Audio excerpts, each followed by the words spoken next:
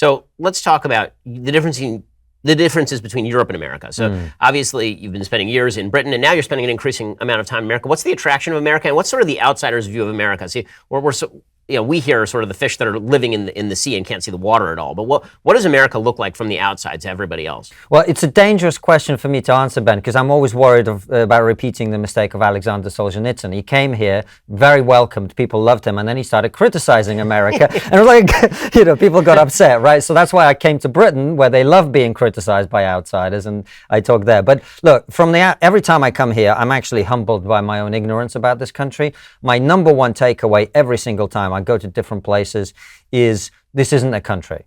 It's a group of countries and people with different religions, different worldviews, and it kind of explains a lot of the political dimensions, I think, because you've got people who've got a completely different set of values attempting to coexist in one space. And it sort of explains, I think, why the debates are raging as hard as they are.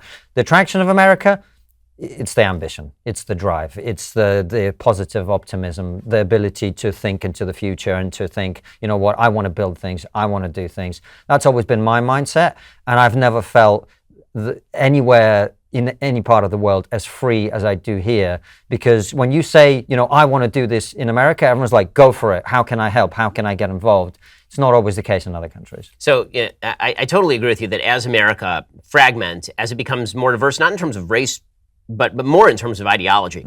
As that happens, the United States, our future, looks a lot more like the EU, current, meaning like kind of falling apart, than it does like it has historically. Like the idea of a strong, centralized government presiding over a unitary state. It actually looks more, in some ways, like it did at the very beginning, which was a bunch of separate states with very separate state identities. And then you have a few things that you sort of agree on at the top level. But one of the big problems that we have here is that the federal government is now so strong, it's the most strong body in the history of humanity, actually, that when you have the strongest centralized government in the history of humanity, because we are a more powerful government than the government of China. China is much more centralized, but way less powerful in terms of just global power and ability to project and economics. When you have that heavy a government sitting atop a set of stilts, essentially, and that set of stilts is the notion that we all share something, then eventually it feels like it's going to either break the stilts and crush, or you're going to have to unload the top of that pyramid. If we're going to mix out all of our metaphors here. 100%. As I say, traveling around, I've been to East Coast, West Coast. I spent some time in Salt Lake City a few days ago.